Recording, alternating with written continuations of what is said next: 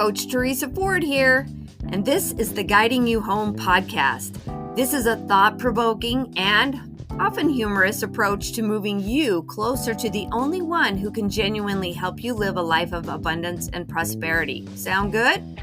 Yeah, it's you that needs to go within so you can sit in the driver's seat of your life, co-creating with God. So make room for more light and knowledge. As you continue to listen, you will discover elements of how to lead with your inner light, how to act on your specific promptings, and how to follow your spiritual intuition so you can fulfill the measure of your creation. Thanks for being here, and let's dive in.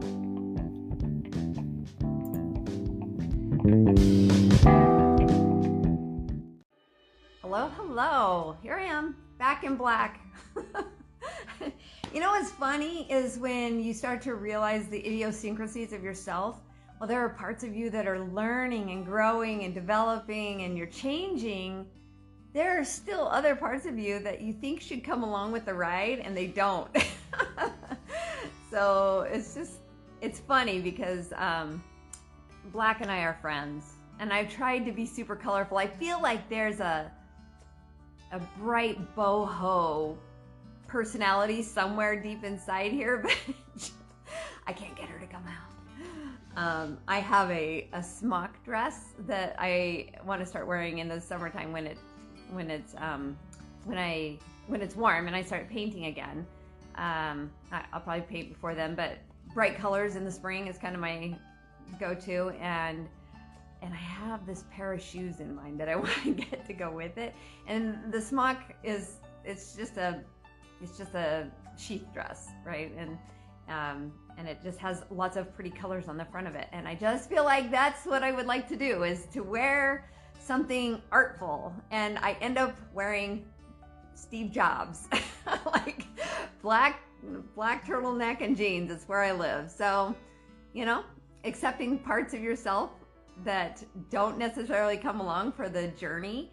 But I have just been reading and diving in and studying like The Anatomy of the Spirit by Carolyn Mace. And oh my gosh, to understand and to be able to heal yourself, to understand the parts of you that and why they hurt and that sort of thing. Wow, just gold. So it's just I have friends who say, I can't believe your dedication to studying and to learning and growing. And I'm like, listen, I think I would die if I didn't. It's not, I don't wake up and like, okay, it's a to-do list and I have to do these things. It's not like that. It's literally my creative energy goes to, what don't I know? It's the same as painting and abstract painting. It's like, I wonder what it's going to look like today. And so that's literally what I end up doing when I start my journey of discovery and that sort of thing. But what I actually wanted to talk about today, it's the most unpopular opinion I can think of to talk about, and it is, we're not here to do hard things.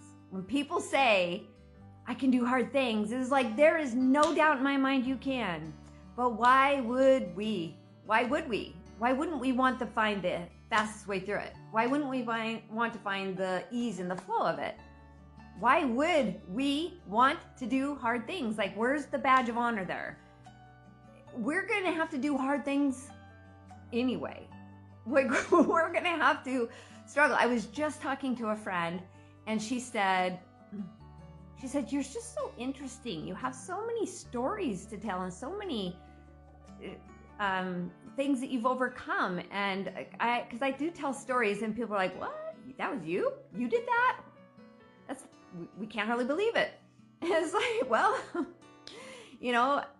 it's true, but those things came because of my conditioning, because of my belief system, because I was doing things to bring more of the struggle into my life until I realized that I didn't actually have to struggle anymore.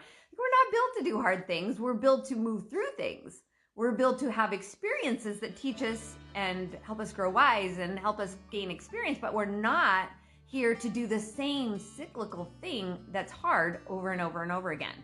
If you've had difficult relationships, and they're just difficult all the time. I mean, you've gone from one, you've gone from another, and there's this same pattern is following you.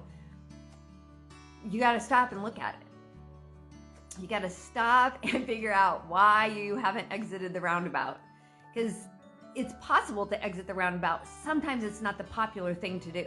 Sometimes it's going against almost everything that you've ever believed, and you're dismantling your beliefs at such a rapid rate, it feels like you're dying. It feels like your world's coming apart. And when stuff like that happens, we're not meant to stay there. We are meant to have those experiences because there's only one way through it. Only one. It's literally go through it. There is no other way to get experience and grow without doing hard things. But I think when people find a badge of honor, like they're on a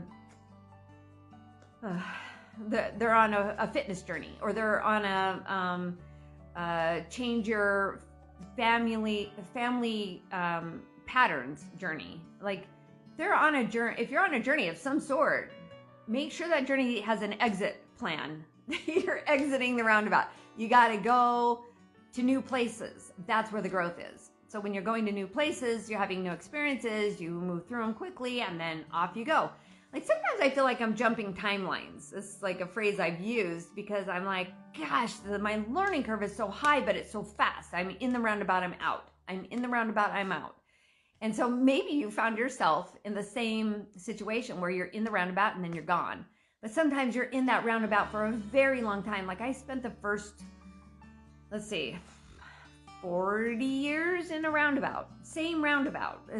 It was a cyclical story of my mother's struggle. My mother said no one could ever love her. And she made a point to teach it to us every day in the way she would not accept our love for her, in the way that she would do self-deprecating things or say self-deprecating things, the way she would, it was almost like her Bible, that I am not loved and no one is going to change that story. So you can kind of hear how hard her life was, and the belief system she picked up early on was to make sure that the story she developed was the only truth for everybody else.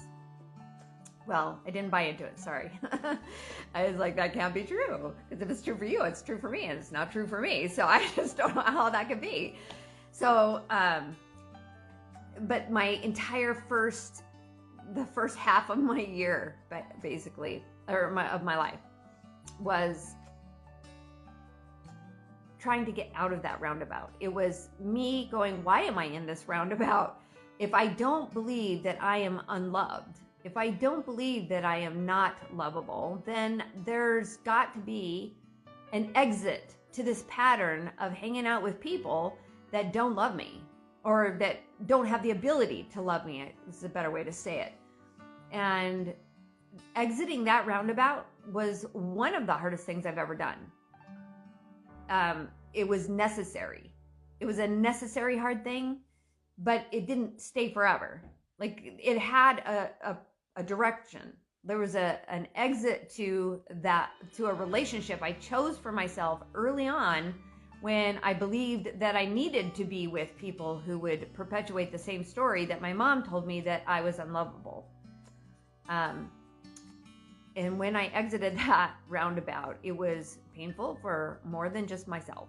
It was an ending of a marriage, and it was the beginning of a new relationship, and the one that found me flat on my back, looking up at God going, there is not a person on this planet right now that knows I'm alive, or cares that I'm alive. And my mother had passed by that time. Friends, people that I had built relationships with for 8 years in North Carolina, not one phone call came through. People, I was like, wow, really? Huh? Did I do that? That was another wake-up call to get out of a cyclical pattern, to take responsibility for who I was to myself, not needing everybody in the world come running to see if I was okay. That was a huge one for me. But as I was lying there flat on my back on my little rented apartment floor all by myself in the world, wondering, why does it even matter if I'm here? Like, no one knows I'm here. Clearly I'm not doing any good. And if you know anything about the Enneagram, you know what an Enneagram 2 is, and it's the helper. So I'm born to serve people. I'm born to help people in healthy ways.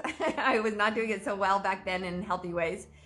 But to be myself, to really claim those parts of me that were super important to develop, and to give away those parts of me that were just ideas, false beliefs, without losing myself. Like, there's so much that goes into breaking patterns and exiting a roundabout, so you're not just still going in the same boring circles for the rest of your life. It's so important to do this. But the hard part was allowing myself, when we do hard things, there is resistance attached to it. And when I allowed myself to feel God's love, I needed to know that there was a reason for my life on earth still. I didn't know if there was a reason for me to be alive. It seemed like I had worked myself out of a job as a mother. It seemed like in my unhealthy self, back then, my unhealthy self, it was not a safe space for my kids. So they weren't looking to me for any kind of advice or guidance. And my friends went on with their lives, and I was no longer, well, I was in the middle of deciding if I needed a divorce in order to break the pattern, if that was the only way out. And God was the only person that I could turn to. I needed to know. And it was 3 months of begging to know. Begging to know, meaning begging in, I was participating. I was reading, studying, praying, meditating, going for long walks, sitting in Barnes and Noble so I could just be around other people, reading books, and going to the gym and trying to take care of my body the best I could. And there was so much effort put into wanting to not do hard things anymore. Eventually I got to the place, lots and lots of journal writing. Boy, if you're struggling, journal write. God comes through in your pen. It does, I promise. Do it the old school. Do it handwriting. It's crazy what comes through. But the most important thing was that I learned I don't have to struggle. I don't have to do anything I don't want to do. And when I say that, people are like, well, yeah, you got to pay your bills. You have to go to work. You have to do. I was like, if you want to go to work, it's way easier than if you don't want to go to work. So when I say I don't have to do anything I don't want to do, I make sure that the things that I do need to do are things I want to do. Can you hear that? Can you hear the shift? It's so important to do the things you want to do because it's not as hard. So we're not here to do hard things. We're here to do the things we want to do. We're here to remove the resistance out of our lives so we can exit the roundabout. Like if we have resistance for exiting the roundabout because we're not sure which path to take, we're not sure which direction to go, we're not sure, like until you're sure, you do not exit the roundabout. And sometimes, like more often than not, until we figure out the ease and the flow of exiting roundabouts in our lives, we have a lot of resistance to exiting them because number one, they're familiar. Number two, they become our safe place. And number three, it's what's expected of us. Like, what else do you do in a roundabout but go round and round? Until you understand the purpose for the roundabout, and then you're like, oh, it's just to take a new path. It's to go. It's to experience other things. And when we do that with ease, when we do that and we learn to do it quickly, that we're not circling in the roundabout for a very long time, we're just like, first exit, I'm out. Because we recognize that we are in the roundabout. That's when things get easy. That's when we go with the flow of life. That's when we start to have these new, mind-blowing, eye-opening experiences that are that way, in a good direction. And honestly, It doesn't matter. Like if you think of a literal roundabout, whatever direction you take, they're automatically, if it's the wrong direction, you can always turn the car around, get back in it, and go out a different direction, right? We tend to think that if we make decisions in our life, that it is a permanent choice, that it's permanent, and that we're not allowed to choose differently. We're not allowed to change our mind. We're not allowed to step outside the box. We're not allowed to run with our intuition, or, because it might hurt somebody, or it might offend somebody, or it would be irresponsible of me, or it would be like, I can't tell you the life experiences that not only I have had, but my family members have had. When I left the roundabout, it took years. I'm saying, like, there's no timeline for grief. Like, we were all grieving the loss of something that was the only thing we knew, even though there was not a lot of happiness in the relationship that my ex-husband and I shared. There was finally not damage being done. That was good. And then the journey I took to get healthy allowed me to become a safe space for my kids to come to. And I'm telling you, we're going to be mentors to our children so much longer than we're actually going to be mothers. Like, the mothering is between 0 and 18. The mentoring happens after that. Like, hopefully we've taught them what they need to know in those 18 years, and that they are somewhat proficient at going out in life and starting on their own and that sort of thing. So we'll spend a lot of time being their mentors. And if I was still in a bad place where I was not able to get healthy mentally, emotionally, spiritually, physically, like get the whole thing on board, our lives would have been so different. My relationship with my kids would have been so different, but more importantly, my relationship with myself and God would be so vastly different than it was before. Because before, I was just following along and not asking questions and wasn't trying to find out for myself. Can God really hear me? Do I really matter? Like, I wasn't on that journey. I was just going along. And sometimes that can be easy, and sometimes that can be hard. Because when I started asking questions, it got really hard.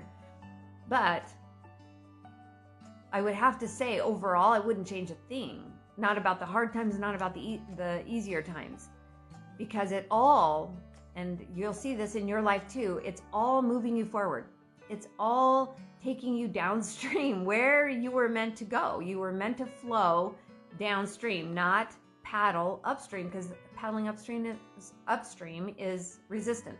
It's hard. It's doing hard things unnecessarily. Whereas if you get in the boat, it is definitely going to just take you downstream automatically. And the scenery's lovely, and you're going places without working at it, and it's just no resistance. When I learned to sit down in the boat, which is not all the time, like, we're not perfect, right? So sometimes I paddle upstream and then I'm like, oh wait, just kidding. Put the paddle in the boat and off I go downstream. It just going downstream with God is so much easier even than going downstream on my own.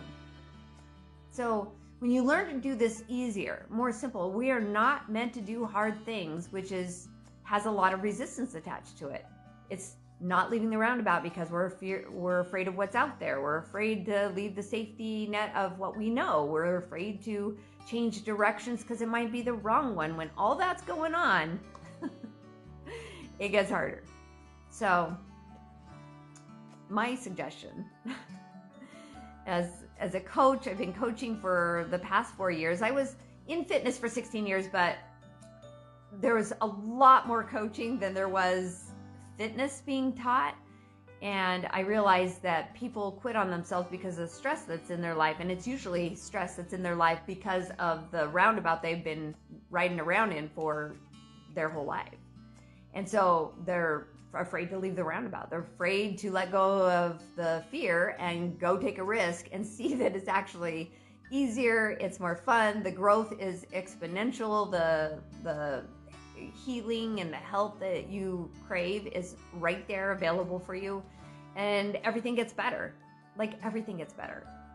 I can't think one thing that didn't get better. Everything gets better. So if there's anything that I can do to help you, I do one-on-one coaching, but I also am opening up a mentorship for women. And it is women that need the community, need the support, need that conversation around becoming your whole self and who that is in your eyes and who that is through God's perspective. Because when you can see yourself through his perspective, everything gets better. Like, it's not as hard. It's just, you start to let some of those old beliefs and things that you've heard and thought about yourself, they just melt away. Everything gets better. Everything. You become easier. You let go of the fear. You embrace your journey. And gosh, life is so much better on the other side of the roundabout. So if I can help you exit, please let me know. Talk to you soon.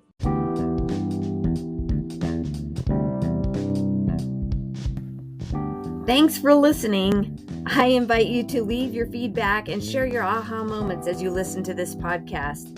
Also, you can access more information or any of the programs, courses, or worksheets that I've mentioned on these episodes on my website at teresaford.life. Or what I would really love is for you to connect with me on Instagram at teresaford.coaching and on Facebook at Coaching with Teresa Ford, so I can give you more interesting insights and further coaching to help you fulfill the measure of your creation.